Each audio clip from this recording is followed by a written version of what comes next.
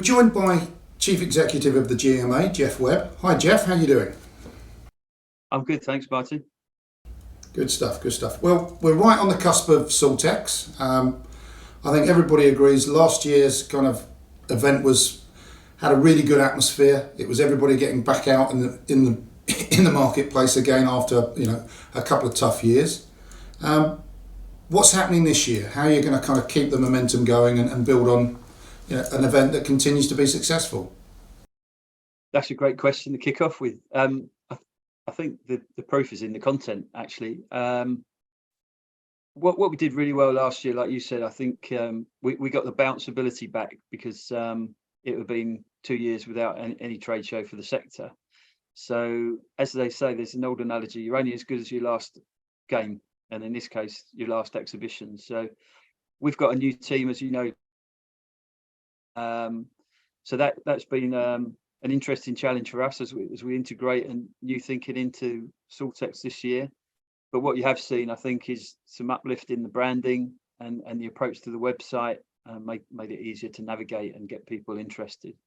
So we're doing everything we can to not only improve on last year, but build on that momentum.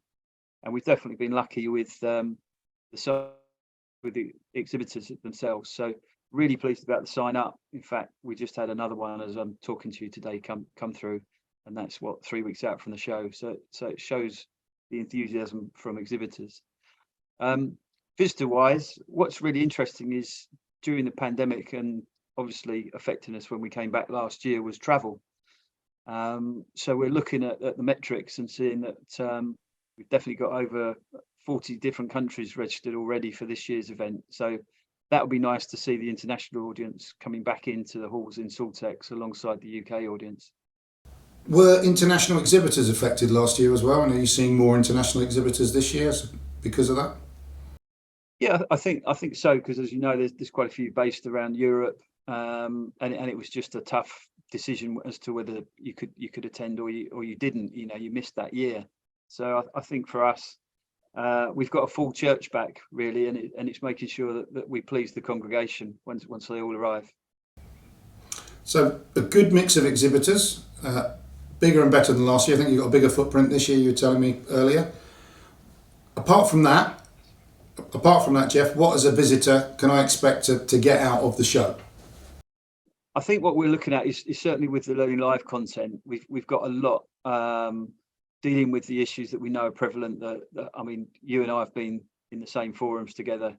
We've got to still work on issues such as recruitment, retention, and the reward for ground staff working in the sector. So there's some sessions built in around that, and I'm pleased that we've got not only the sort of grounds management perspective on that, but we're joined by Jim Croxton at Bega and Steve Lloyd, who's the chairman at Bega, looking at it from the greenkeeping perspective as well. So that is really good because, roughly in the sector, we're looking at about 25,000 workforce, and you're looking at about 16,500 in the wider sports turf sector, which leaves about 8,000 in the golf sector. And as you know, Martin, we've got to continually look at the whole package of job profiles in this sector and deal with that. So there's a big emphasis around that within the Learning Live sessions. And I think the other prevalent one this year again is this buzzword: sustainability, environmental good practice, biodiversity, for example. So I know you've been monitoring Devonshire Park's hybrid golf course installation that Danny Negus has been doing down at Devonshire Park and Eastbourne area. So it's great that we've got Danny coming in presenting on that. From a grassroots perspective, we've got quite a few sessions around funding grassroots sport, and with a particular profile now on pitch advisory service, where certainly in football we've now accessed over 5,600 pitches, and turning around the improvement of all of those pitches is quite a big impact now.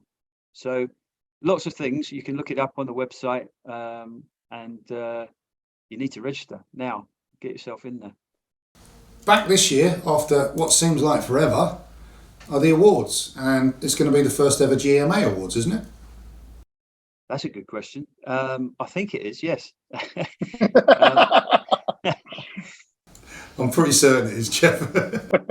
I mean, I don't think it really matters whether it's the GMA Awards or the IAG Awards, as was. The point of the awards is to recognise those working across what is, as you know, is a diverse sector anyway. We are different in our offering to Bega in that, you know, we have to work across a range of sports, and we want to recognise all the people across the board, both at a professional and volunteer level. So those are back in full swing, and we're looking like a full house and a sellout for the awards on the 2nd.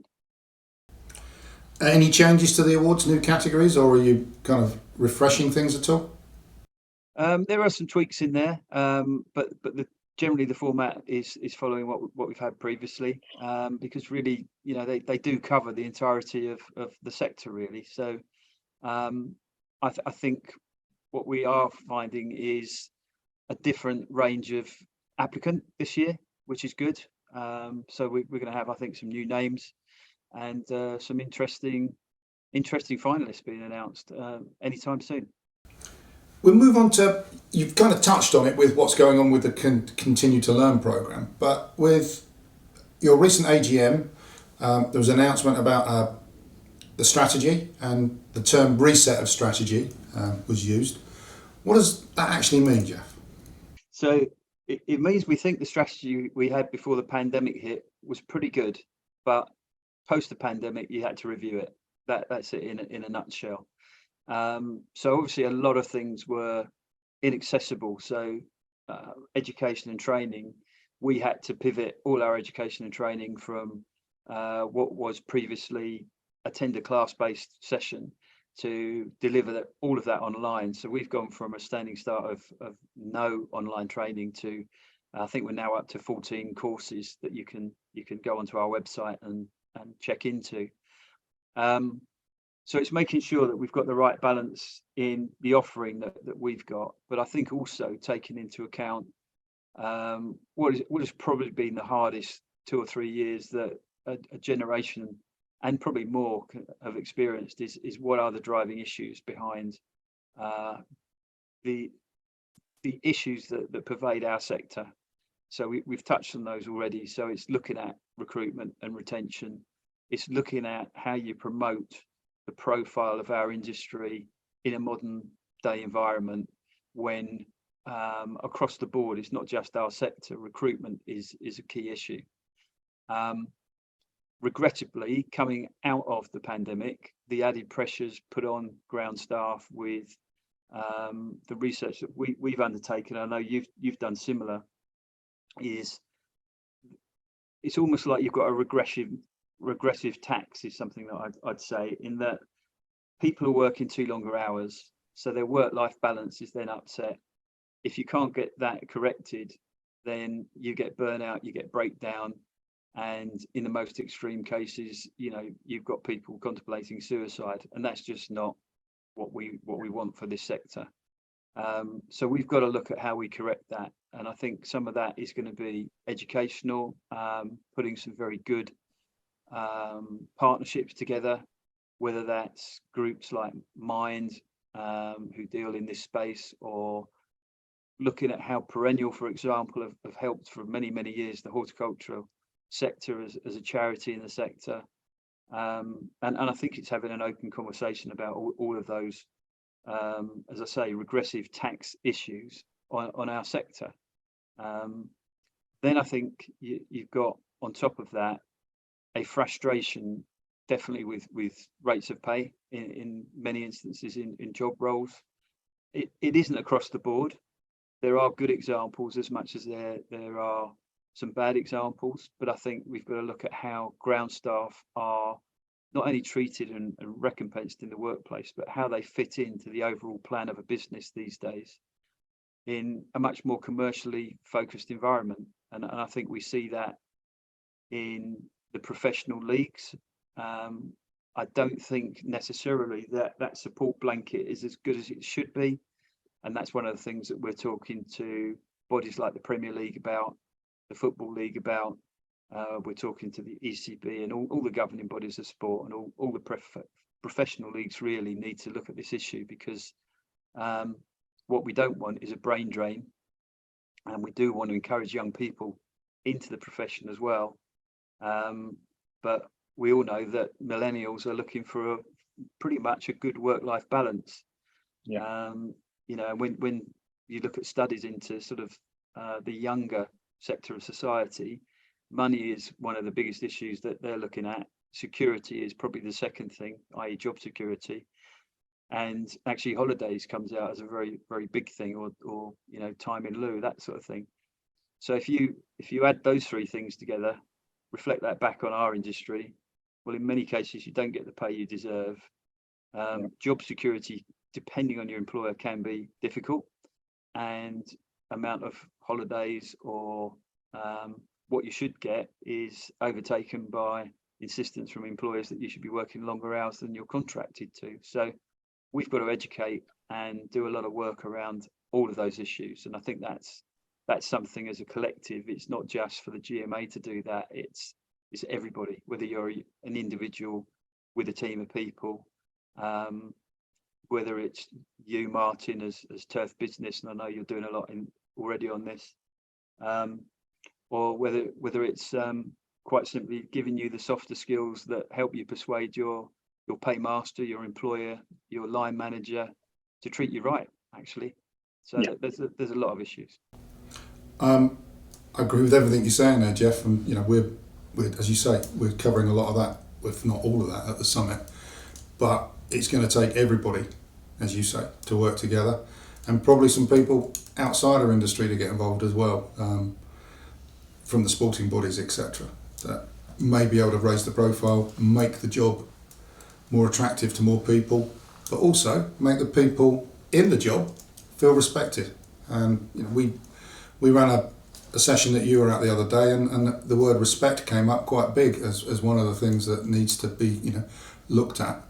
And I think, again, it's not across the board, but we've got some very, very good examples. But then, like any industry, I guess, the further down the tree you go in terms of the profile of the business and the size of the business, perhaps the less respected those individuals are, both externally and internally. Yeah, I think there's that. I think there's a definition needed, which is one of the key pillars of our strategy, which is why we're looking at what we call the grounds management framework, which that really is a way of embracing where you sit in the structure of our sector. So I said if there are roughly just under 17,000 jobs in this sector, where do I sit in that pyramid, if that's what it is? If I'm in working in the Premier League, there's even a hierarchy probably in the Premier League, because you've always got, if you like, a top six set of clubs that get into Europe, and then you've got a few clubs that are just off that, and then you've got a few clubs thinking, will I survive in the Premier League, and what happens next? That is surviving relegation. And what people don't see is every time a club gets relegated, that then impacts on the business plan of that club, and it probably has a direct impact on the grounds departments working in those clubs. And that's where we've got to be slick and agile to make sure that the ground staff are armed with the arguments and the resources to stand up for themselves and not have some of their colleagues made redundant, as an example of that. Just because somebody wants to cut a budget doesn't necessarily mean cutting a budget of ground staff is going to actually accelerate the quality of a pitch. So I think it's how you educate those clubs in those situations. And we talked, I think, a lot at your session, Martin, about cricket as another example. Yeah. And my concern within cricket is the game has exploded in formats, and I'm not sure that the powers of be really asked the question before they exploded the format: how many ground staff do you need per week to carry this off? And again, putting that in a simple terms, I think we've got to shout a bit louder and harder, and we've got a responsibility here at the GMA to facilitate that, I think, and raise those discussions to the highest levels, because unless we do that, we're going to completely see more meltdowns, more stress, and more people leaving the industry, and we've got to stop that. So Geoff, why should a grounds manager or a grounds person or somebody in the greenkeeping industry come along to SALTEX this year? Well, you can network, you can listen and learn from industry thought leaders. You can see over 400 brands all in one place. You can stay up to date with products and innovations. You can connect with the industry suppliers and their partners. You can look at how you can further your career with free advice and guidance. You can get the expert advice needed with specific turf challenges. And as I said earlier, we've got not only national but international peer groups coming into the show. And then, as we touched on, we've got the awards back, so you can celebrate achievements at the GMA Industry Awards. A lot to be there for. Geoff, always good to catch up with you, and we'll see you in a few weeks. Great stuff. See you there. Thanks.